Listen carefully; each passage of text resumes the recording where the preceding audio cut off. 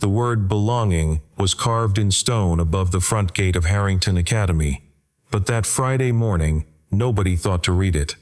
The woman who ran the school looked at a man she had never met and decided, in under 3 seconds, exactly who he was. She was wrong about every single thing: his name, his work, his history, and his worth.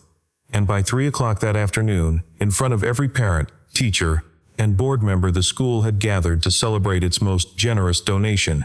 In 30 years, she would understand precisely how wrong she had been. Not in private, not with room to explain. In front of everyone who had watched her do it. Some people spend their whole lives waiting for that kind of moment. Caleb Monroe hadn't been waiting for anything. He'd just come to drop off a lunchbox. If you've ever watched someone you love be made to feel small, in a place that promised them something better, drop a comment, and let us know where you're watching from, because this one is for you. Harrington Academy sat behind a pair of black iron gates on the quieter edge of Boston's Beacon Hill, the kind of neighborhood where the trees were old enough to have opinions. The brick was dark and deliberate. The lawn was the color of money. A long gravel path led from the gate to the main entrance, flanked by 2 stone pillars, and above the double doors, engraved in a clean sans serif that cost more than most people's monthly rent, were 3 words the school had chosen as its creed: excellence, character, belonging.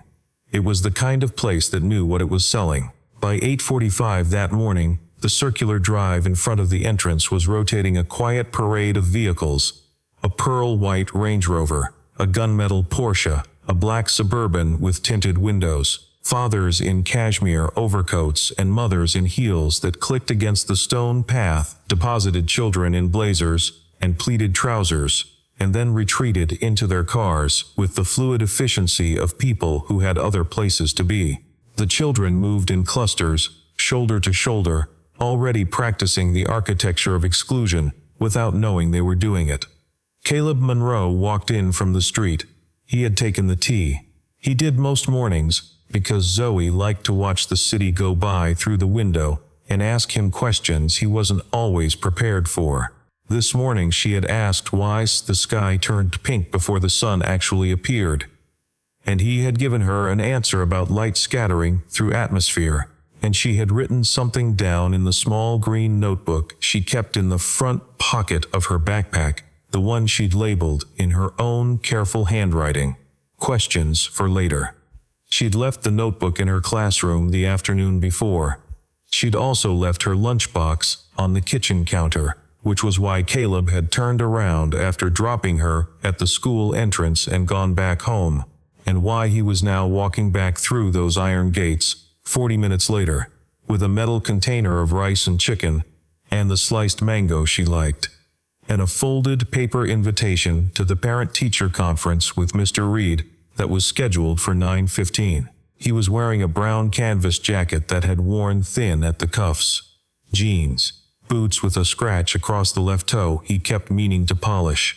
He hadn't shaved in 3 days, and the circles under his eyes were the permanent kind. The ones that don't come from a bad night but from 4 years of being both parents at once. He was 41 years old, and carried himself with the particular stillness of a man who had stopped needing to prove anything to anyone, which in certain rooms reads as confidence and in others reads as threat. He pushed through the front door. The entrance hall of Harrington Academy was high-ceilinged and hushed in the way that expensive institutions are hushed, not quiet, exactly, but calibrated. A chandelier, wainscoting, oil portraits of former headmasters watching from the walls, with expressions of mild dissatisfaction. To the left, a curved reception desk where a woman named Mrs. Alvarez was settling into her morning, sorting papers, a small coffee growing cold beside her keyboard. Ahead and to the right, a hallway led toward the classrooms. To the left of that, a wider corridor had been partially curtained off with velvet rope, and beyond the rope, Caleb could see the beginning of something, scaffolding perhaps, or staging, being arranged for what looked like an outdoor event. A few other parents were moving through the entrance hall, with the ease of familiarity, greeting each other, laughing softly. One woman in a cashmere wrap glanced at Caleb, with a look that traveled from his face to his jacket to his boots, and back to his face without stopping anywhere long enough to constitute a greeting.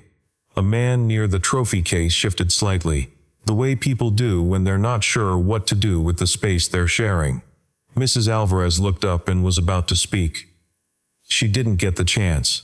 Margaret Ellison had been walking through the entrance hall, with 3 parents in tow, conducting what appeared to be an informal preview tour of the preparations underway for that afternoon's ceremony. She was 61 years old with silver hair, pulled back in a low chignon, and she wore a charcoal blazer over a silk blouse the color of old parchment. She had a way of entering a room that suggested the room had been arranged in anticipation of her arrival.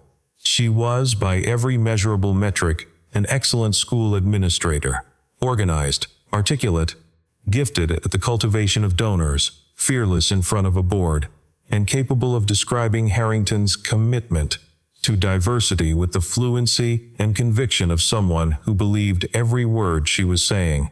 She saw Caleb Monroe before he'd taken 3 steps into the hall. She saw the jacket, the boot sauce, the lunchbox in his hand. "Deliveries go around to the service entrance," she said. Her voice was pleasant and firm, the voice of a woman who had given this instruction many times and expected no complication from giving it again. The hall went still the way halls do when something unexpected is said out loud. Caleb stopped walking. He looked down at the lunchbox in his hand, then back up at her. There was a pause that lasted exactly long enough to be significant.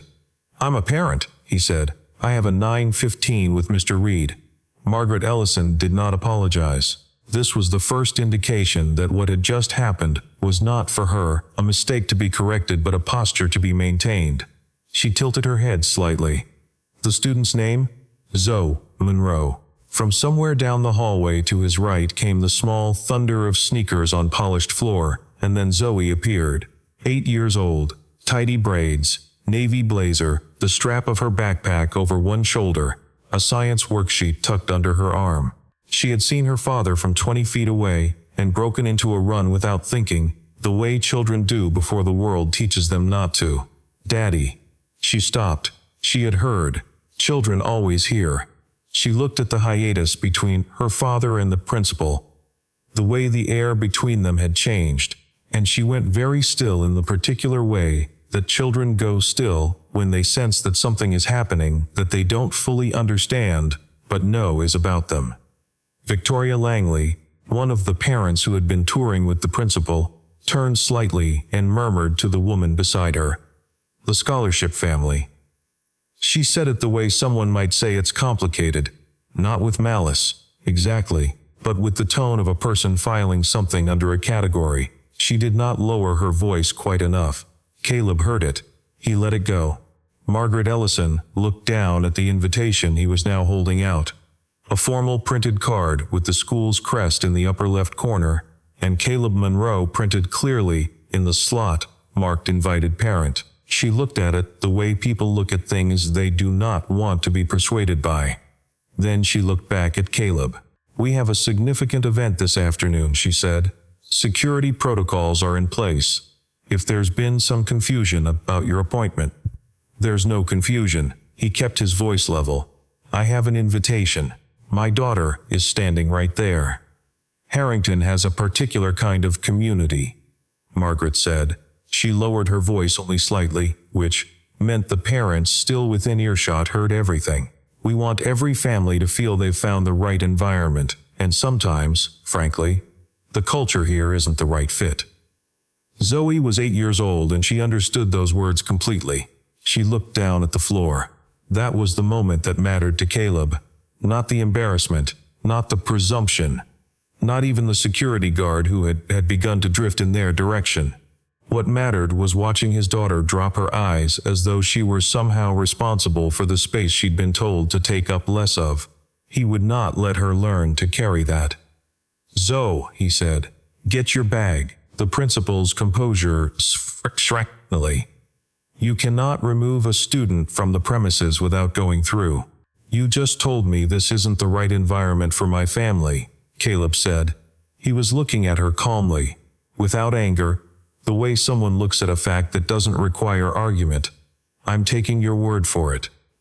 He reached out and took his daughter's hand, and they walked together through the entrance hall toward the front of tours, and the only sound was their footsteps, and nobody said anything, and Victoria Langley found something on her phone to look at.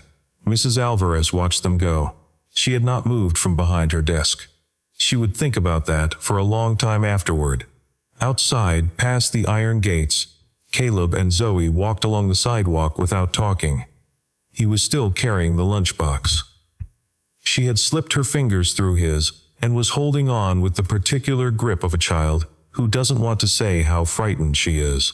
The morning traffic moved past. A pigeon landed on the base of a gas lamp and regarded them without interest. Behind them, in the entrance hall, Margaret Ellison's phone buzzed. She looked at the screen. A message from Elena Park, chair of the school's board of trustees, the lead donor confirmed for this afternoon's ceremony. "Mr. Caleb Monroe. His daughter is enrolled as a scholarship student. We'll need him on stage for the ribbon cutting. Please ensure he has everything he needs." Margaret read it twice. Then she said, very quietly, a single word, the kind of word that arrives when the architecture of a mistake reveals itself in full. She looked toward the front doors. Through the glass, she could just see the edge of a brown canvas jacket disappearing around the corner. The park Caleb took Zoe to was 4 blocks from the school. A narrow rectangle of municipal green with 2 benches, a small fountain that ran between April and October, and a pair of swings that had been there long enough that their chains were speckled with orange rust.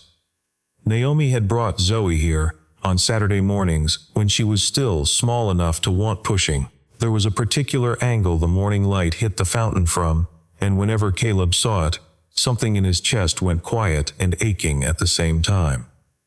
Zoe sat in the swing on the left and did not swing.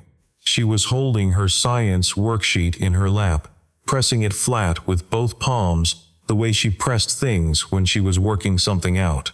Caleb pulled the other swing back and sat in it, too big for it, knees at awkward angles. He'd done this before. He would do it again. "She thought you were delivering something," Zoe said finally. "It wasn't a question."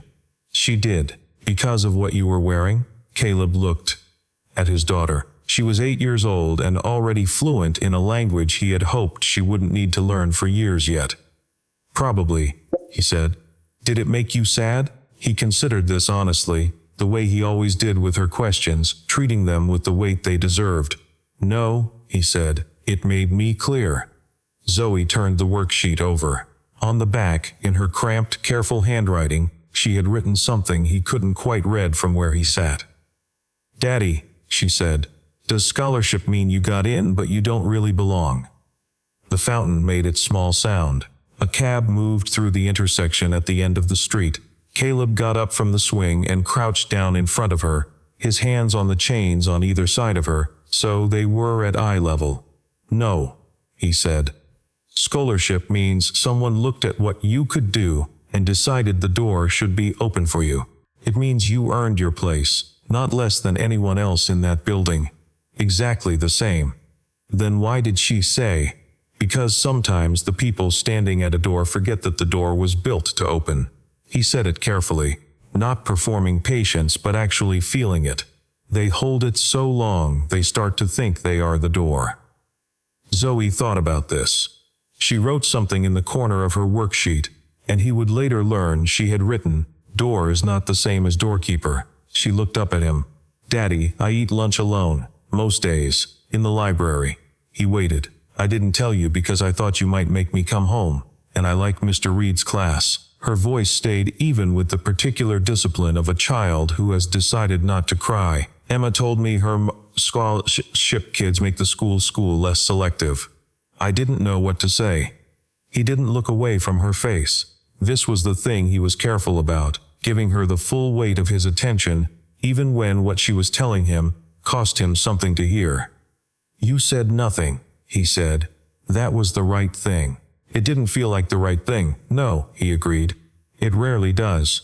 He called Jonah Reed from the park, standing a few feet away while Zoe sat in the swing, and finally slowly began to push herself back and forth. The teacher picked up on the second ring. Mr. Monroe.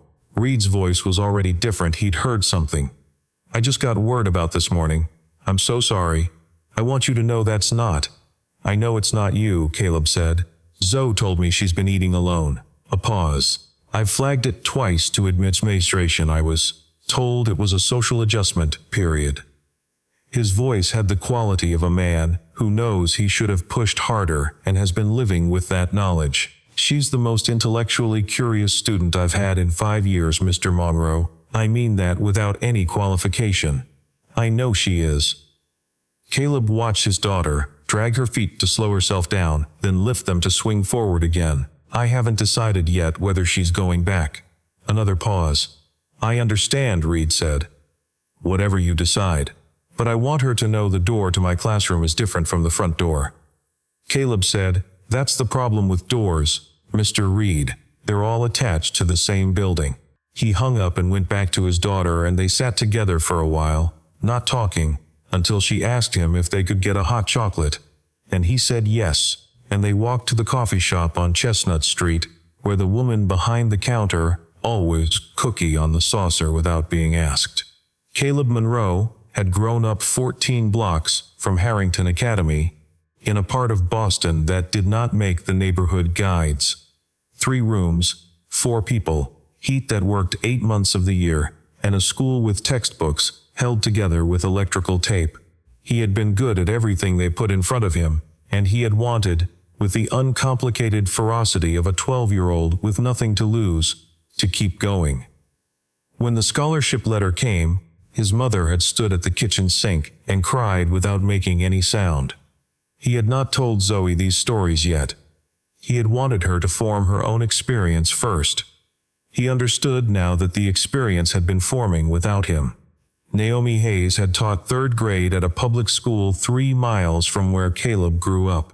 She believed that talent didn't concentrate itself in certain zip codes, and she carried that belief into every classroom she taught in, and set it down gently in front of children, who had been told, by the shape of their lives if not in actual words, that certain doors were not for them. She and Caleb had met at a fundraiser for a local literacy nonprofit, argued about the opportunity gap for 40 minutes before introducing themselves, and been inseparable for the 7 years that followed. She was diagnosed with pancreatic cancer 2 months after Zoe's 4th birthday. She was gone 14 months after that. The thing about grief, Caleb had discovered, was that it didn't diminish, it just became something you carried more efficiently.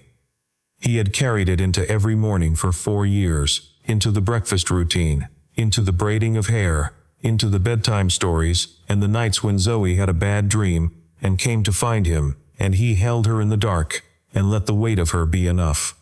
Before she died, Naomi had talked about the fund.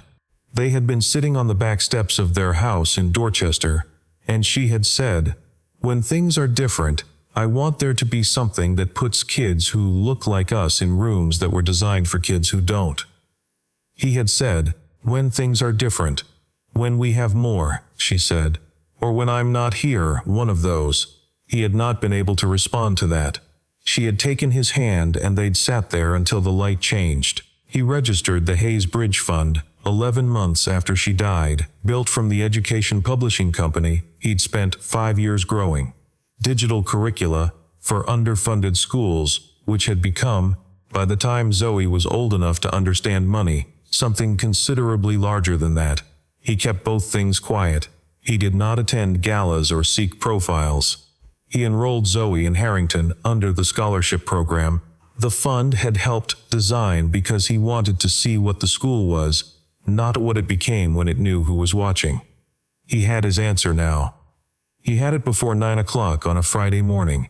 Back at Harrington, the afternoon ceremony was assembling itself, with the careful anxiety of an event that had been planned for months and now felt, to at least one of its organizers, like it was standing on a trapdoor. The Monroe-Hayes Scholarship Hall had been 2 years in construction, a 4-story addition to the school's east wing, connected by a glass and steel corridor. Inside, a library with twice the old capacity, a science lab with equipment that would make a university proud, rooms for academic advising and counseling, a study hall open until 7 on weeknights, and a small theater seating 140. On the ground floor near the entrance, a plaque would read, "Founded through the generosity of the Hayes Bridge Fund in honor of Naomi Hayes, teacher, mother, and believer in every child's right to belong." The outside of the building was still under the draping of a navy curtain, awaiting the afternoon's unveiling. Margaret Ellison stood in her office with her door closed and tried to reconstruct the situation in a way that permitted her a different conclusion. The logic she was reaching for went something like this. The name Caleb Monroe was not uncommon. The man who had donated $25 million was presumably a successful businessman who communicated through lawyers with the kind of remove that distinguished serious money from the rest. The man in the entrance hall this morning had worn a canvas jacket and carried a lunchbox. These two things could not be the same man. She knew, even as she constructed this argument, that it was not an argument, it was a preference masquerading as logic. She had been in education long enough to know the difference, and the knowing sat in her chest like something she could not put down.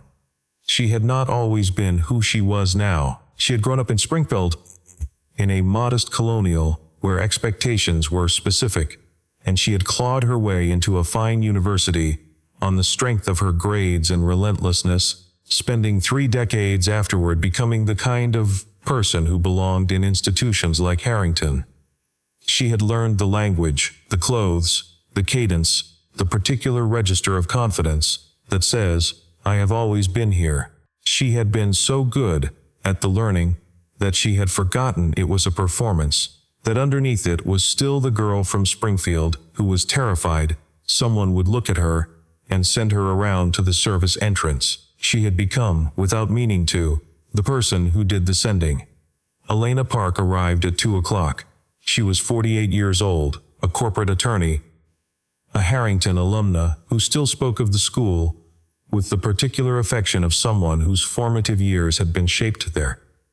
She was also the chair of the board, which meant she was the person Margaret was most accountable to, and she had a way of asking questions that made evasion feel not just pointless but somehow embarrassing. "Margaret," she said, sitting across the desk, "tell me what happened this morning." "There was a situation at the front entrance," Margaret began. "A misunderstanding. Mr. Monroe's daughter is enrolled here as a scholarship student." "Yes, and Mr. Monroe was here this morning. He presented himself without identification, He had an invitation," Elena said, "to a parent-teacher conference he'd been sent through the school's own system." Margaret's hands folded in her lap. "I didn't realize. What did you say to him?" The pause lasted long enough to tell Elena everything she needed to know before Margaret spoke. Victoria Langley appeared in the doorway, uninvited. "I think we need to discuss this as a community," she said, "before we react emotionally to what was, at its core, a security protocol issue." "Mrs. Langley," Elena said, without turning around, "this meeting is not for you. The parent community has a stake." "It doesn't," Elena said. Victoria retreated. "Elena, where is he now?" "I don't know," Margaret said. "Then I suggest we find him before 3 o'clock. The ceremony began at 3:15, in the school's rear courtyard, which had been set with rows of white chairs and a low platform with a podium and a microphone. A student string quartet played something clean and not too long. Parents filled the chairs. Board members stood to one side. A reporter from the local paper stood near the back with a camera. Teachers clustered in a group near the East Wing entrance, and among them, standing slightly apart, Jonah Reed kept checking the time. The scholarship students had been seated as a group to the left of the stage, a detail that someone had thought was inclusive and was, in practice, the opposite. A visible designation, a bracket around the ones who were here differently. 3 of them kept glancing at the rest of the crowd, in the specific way of people trying to determine whether they are being watched. Zoe Monroe was not there. She had not come back. Margaret stood at the podium and spoke about the school's history, its commitment to expanding access, to building a community that reflected the full breadth of human talent. She was good at this. She had always been good at it, and the words came smoothly, and with apparent conviction, and no one watching her would have guessed that 20 minutes before the podium she had been sitting in her office, unable to finish a glass of water. The curtain was ready. The student chosen to pull the cord was a 7th grader named Hannah, who had been practicing since Wednesday. Elena stepped to the microphone. Before we unveil the Monroe-Hayes Scholarship Hall, I'd like to invite our lead donor to say a few words, Mr. Caleb Monroe, and there was a pause. Caleb Monroe was standing at the back of the crowd, with his daughter beside him, her hand in his. They had come back because Jonah Reed had called Zoe directly, asked her permission first, which was the only reason she'd agreed, and told her that she'd left her notebook in the classroom, and that he thought she should decide for herself whether she wanted to come get it. He had not mentioned the ceremony. He had said, "Whatever you choose, it's yours to choose." She had told her father she wanted to go back. He had said okay. They had arrived through the side gate, which was unlocked, and stood for a moment at the edge of the gathering while people began to turn and look. Elena walked from the stage directly to them. "Mr. Monroe," she said quietly, extending her hand.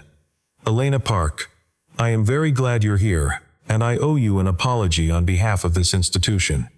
He shook her hand. He said nothing, which Elena registered as something to be earned rather than given. "Would you be willing to speak?" she asked. He looked down at Zoe. She looked up at him. She had her green notebook clutched against her chest. "Daddy," she said, not whispering, "do we have to go to the service entrance?" She hadn't meant for anyone else to hear. 3 or 4 people standing nearby heard every word. Caleb closed his eyes for a moment. Then he walked with his daughter through the crowd toward the stage, the way parting simply around them, and the only sound was the shift and creak of chairs as people turned to watch, and the student string quartet, caught off guard, let their last note fall to silence.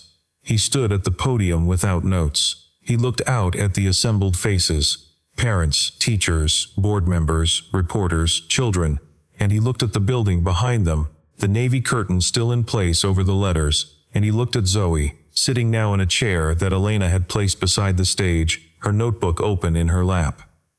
"I didn't plan to speak today," he said. His voice was quiet and even, the voice of a man who had no need to project because the room was already listening. "I built this hall because the work speaks better than I do. I'd hoped to stand in the back today and watch it open." He paused. "But this morning, at the front entrance of this school, my daughter watched a person in authority look at her father and decide, without asking a single question, that he didn't belong here." He was not angry. The absence of anger was, in its way, more devastating than anger would have been. "That didn't embarrass me. I'm 41 years old. I've had that experience before. What it did was make me see something clearly." He looked at the scholarship students seated to the left. "I was one of you," he said. "I was the kid who came in on scholarship, who wore the uniform that fit a little wrong, who ate fast because the food I brought was different, who got told, not with words but with every room I walked into, that I was a guest in spaces I'd earned my place in just as much as anyone else." He let that settle. "And what I learned over a very long time is that the problem was never the scholarship. The problem was that the institutions granting them hadn't actually decided to let go of the door." A photographer raised a camera and then lowered it, instinctively, as though the moment was too still to interrupt. "My wife's name was Naomi Hayes," Caleb said. "She was a 3rd-grade teacher in a school 14 blocks from here. She believed that talent doesn't concentrate itself in certain zip codes. She believed that a child's right to a good education shouldn't be treated as a privilege to be extended on someone else's terms." He looked at the curtain behind him. "She didn't live to see this building, but she lived to want it, and I built it because the want deserved to be real." He turned back to the crowd. "You cannot carve belonging in stone above your door," he said, "and then decide who belongs by what they're wearing when they walk through it." He stepped back from the microphone. Elena Park walked to the podium and nodded to Hannah, who pulled the cord. The curtain fell. The letters on the building were clean and large and dark against pale stone. Monroe-Hayes Scholarship Hall, and beneath them in smaller text, founded in honor of Naomi Hayes, teacher, mother, and believer in every child's right to belong. Margaret Ellison was standing 30 feet from the building. She read the words. She had read them before, on a document, on a plaque proof, on a donor agreement. But she was reading them now with a different face. The face of the woman from Springfield who had once stood on the wrong side of a door and learned to be the one who held it, and had somewhere along the way confused holding with locking. She didn't speak. There was nothing yet to say. In the conference room adjacent to the headmaster's office, an hour after the ceremony, the chairs were occupied by Elena Park, Caleb Monroe, Zoe Monroe, Jonah Reed, Mrs. Alvarez, Margaret Ellison, and 2 additional board members who had driven in from Cambridge when Elena's brief and unambiguous text had reached them. Victoria Langley had not been invited. She had tried briefly to insert herself, and Elena had said, without particular heat, that this was not a parent body matter, and Victoria had gone home, which was probably best for everyone. Elena spoke first. I'd like to know exactly what happened this morning, not a summary, the sequence. Mrs. Alvarez spoke. Her voice was slightly unsteady, but her words were precise. She had prepared for this, Caleb realized, probably for hours. She told them what she had seen.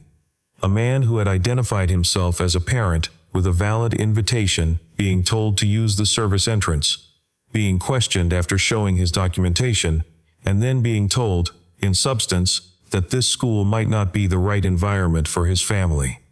She told them that a security guard had approached. She told them that the man had left with his daughter. When she finished, there was a silence. Margaret said, I was under considerable pressure with the event preparations. Mrs. Alvarez, Caleb said quietly. Thank you. He looked at Margaret. The pressure of the event didn't cause what happened this morning. The event preparations were the same as they would have been for any other parent. Margaret's jaw tightened. I understand why you're upset. I'm not upset. Caleb said, I'm clear. Jonah Reed spoke next. He had been filing reports about Zoe's social isolation for 6 weeks. He had documentation, printouts, email threads with HR timestamps, notes from conversations with Zoe in which she had described being asked, by classmates, why her father hadn't just bought her way in like everyone else. He put the papers on the table without ceremony. Elena looked at them. Then she looked at Margaret. These were submitted through the proper channels, she said. I was made aware, Margaret said. The guidance counselor indicated. The guidance counselor said it was a social adjustment period, Reed said. I disagreed. In writing. 6 weeks ago. Victoria Langley's voice, from some earlier conversation, floated briefly through Caleb's mind. Scholarship kids make the school less selective. He did not say it out loud. He did not need to. Margaret said, I didn't know you were our donor, Mr. Monroe. I want you to know that. The room went very quiet. That, Caleb said, is the worst apology available to you. He let it sit in the silence for a moment. Not cruelly, just completely. You didn't need to know I'd donated to this building to treat me with basic respect. You didn't need to know who I was to take the invitation in my hand at face value. I am telling you this, not to make you feel worse than you already do, but because I need you to understand what you actually did wrong. What you did wrong was not fail to recognize me. What you did wrong was decide, in 3 seconds, based on what I looked like, that I didn't merit the assumption of legitimacy that every other parent in that hall was given automatically. Margaret was silent. I don't need your apology today, he said. I'll believe it when I see what changes in this building when I'm not in the room. Elena Park had been sitting still, with the stillness of a person whose legal training had taught her to listen before speaking. She looked now at Caleb with the expression of someone recalibrating. What do you want from us? She asked. Caleb looked at Zoe, who was sitting beside him with her notebook in her lap and her pen in her hand, writing something he couldn't see. He had asked her, before they went into the room, whether she wanted to come in with him or wait outside. She had said, I want to come in, I want to hear. He had said, okay. If anything feels like too much, you just show me. She had nodded. She had not shown him anything. She was 8 years old and handling it with a dignity that made his chest ache. An independent review, he said, of this school's scholarship culture. Not a self-assessment, an outside reviewer. He placed a single sheet of paper on the table. He had written it out longhand on the kitchen table that morning, while Zoe slept. Required training on class and race bias for every member of staff, every parent volunteer, and the admissions committee. A scholarship student support office, not oversight support. A student who comes here on scholarship should have the same access to every single program, meal, and activity as every other student, with no visible distinction between how they're funded. An anonymous reporting channel for students. And at minimum, 2 seats on this board, to be held by scholarship alumni or scholarship parents. He looked at Elena. And the name on that building doesn't get used in any marketing material unless this school is actually living the values it claims to be named for. Elena read the sheet of paper. One of the board members made a note. The other looked at the table. Margaret said nothing. She was looking at her hands. Zoe looked up from her notebook. She had been listening to everything, and she had written while she listened, and she looked now at Margaret Ellison with the open, unguarded directness that children are capable of before the world teaches them to soften it. "Did you say those things to other kids too?" Zoe asked. "Not just my dad?" Margaret looked up. "Did you make other scholarship kids feel like they weren't supposed to be here?" The question was not rhetorical. It was not a trap. It was the question of a child who wanted to understand the actual shape of what had happened, who needed the information to make sense of her own experience. Margaret said, slowly, "I think I may have let a culture persist here that said some students belonged more than others, and I told myself it was about standards, and I think I was wrong about that." Zoe wrote something. Then she said, "If you did it to them too, you should ask them, not just us." Reed pressed his lips together. He was not going to cry in this room, but it was a near thing. Elena said, "That is correct, and it will happen." She looked at Caleb. "Mr. Monroe, I want to be direct with you. The board will act on everything you've asked for. Some of it will take time, but none of it is negotiable. And I would like to ask, are you still committed to the fund?" Caleb said, "I didn't build that building for this administration. I built it for the kids who don't have a seat at the table yet. I'm not going to take it from them because of what happened today." He paused. "But I will hold this school to every word of what I've asked for. And if I see those words not being honored, you'll hear from me before you hear from my lawyers." Elena nodded. That was the right answer, and they both knew it. Margaret Ellens was placed on administrative leave, pending the independent review. A deputy head, a quiet and competent man named David Forsyth, who had been at Harrington for 11 years and quietly despised the culture around the scholarship program for most of them, was named acting head. This was announced to staff the following Monday morning in a communication that described the review as proactive rather than reactive, which fooled nobody but gave everyone something to hold on to. Victoria Langley circulated, briefly, a note among some of the longer tenured parents, suggesting that the whole situation had been handled emotionally and that the school's response was disproportionate. The note did not gain much traction. Most people who read it quietly set it aside. A few responded with the clarity that they had perhaps been sitting on for some time. The first Saturday after the ceremony, Zoe Monroe walked into her school with her father beside her and collected her green notebook from Mr. Reed's classroom. Reed showed her a new experiment he was setting up, something involving water pressure and elevation, and she asked 4 questions, all of them good, and wrote 3 of them down with the notation FLI, which he would later learn stood for find out later independently. She started eating lunch in the cafeteria again the following week. It was not immediate or perfect. There was still a particular table of girls who had learned, from somewhere, to close ranks, and it took time before that closing felt less total. But a girl named Clara, who had transferred in the previous year on partial financial aid, and had been orbiting the edges of every group, without fully landing in any, sat down next to Zoe on the third Tuesday, and asked what she was writing. Zoe showed her the notebook. Clara asked if she could add a question. Zoe said yes and gave her the pen.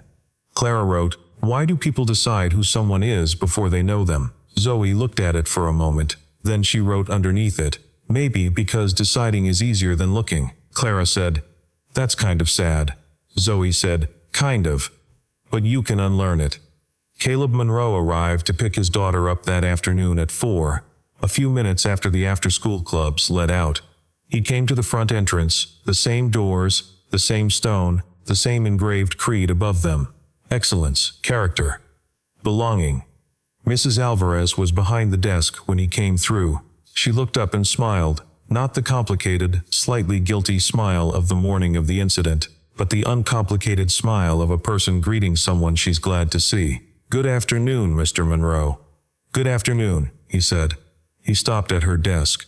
"How are you holding up?" She had given her account of the morning's events to the independent reviewer earlier that week.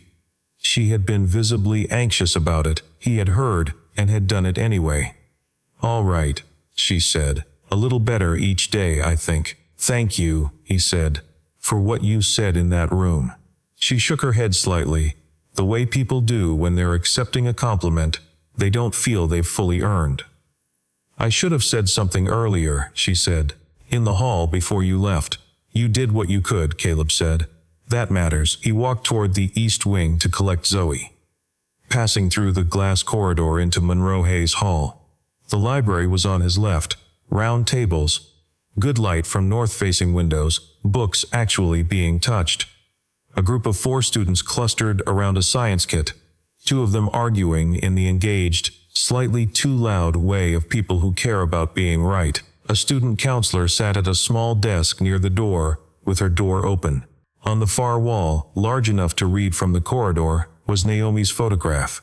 Taken by a student, candid, Naomi mid-sentence, her hands illustrating something in the air, and around her the faces of 8-year-olds, watching with the pure absorption of children who have found the exact right teacher.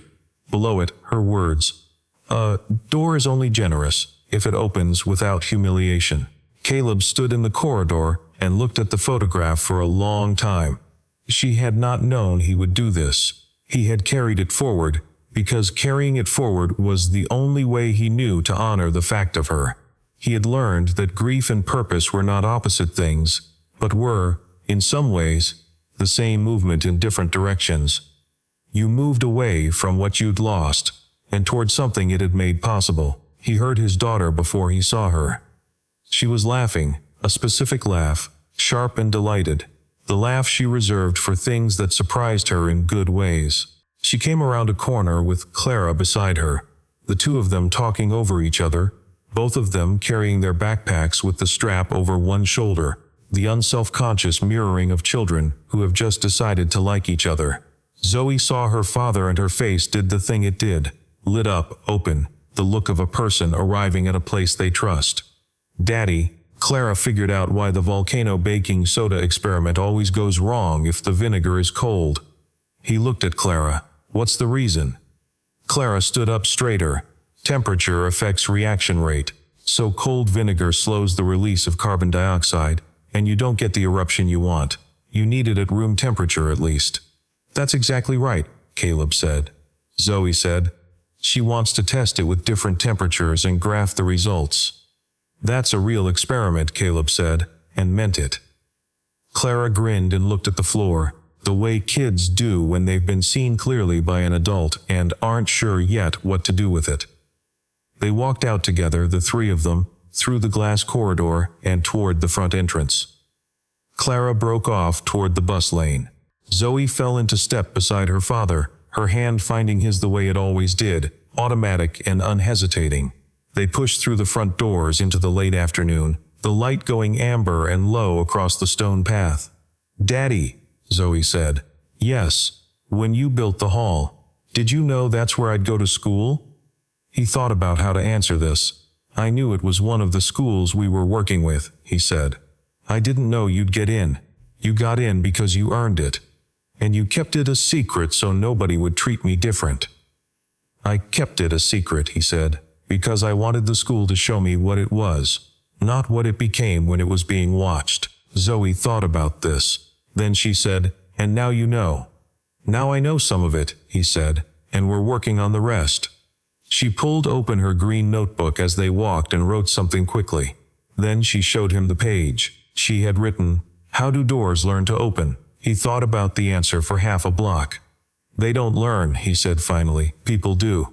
She wrote that down too. There are institutions built from stone and intention, and the kind of money that outlasts the people who gave it. And then there are the ideas those institutions were meant to contain.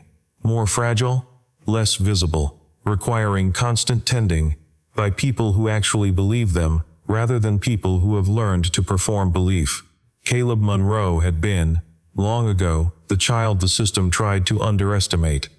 He had gone on to build the thing that bought his daughter a place in a school that then tried to underestimate her father. He had not chosen that particular irony, but he had decided what to do with it. He had not taken the building back. He had taken the institution to account, harder, slower, and more important than any other option available to him. Margaret Ellison attended the first mandatory training session 6 weeks later. She sat in the back of the room, with the expression of someone who has decided to do the hard thing correctly, rather than performatively, which is the only way the hard thing works. At the end, another participant said something about never having realized how often the language of merit was used to mean something else. Margaret said, quietly, "No, I didn't either." Whether that was the beginning of something real was not yet knowable. Real change doesn't announce itself. It shows up in the small moments when no one is testing it, in the voice someone uses at a reception desk, in the assumption a person makes before they've spoken a word, in whether a child can walk into a room and feel the room make space for them. Zoe won the school science fair in March with Clara, their experiment titled, "Why Your Volcano Keeps Failing," and what to do about it. She kept her green notebook and filled 2 more over the course of that year. She got her questions, for later answered at a rate of roughly 2 per week, which meant the list stayed long. There are doors built from wood and glass and hinges, and there are doors built from the decision to look at a person fully, before you've decided anything, and make room. The second kind takes longer. It fails more often. It requires people to choose, repeatedly and without reward, to see what is actually in front of them, rather than what they expected to find. But when it opens without humiliation. Naomi Hayes knew that. She had built a life from it, and left it to 2 people who were still finding out, day by day, how large a life it was.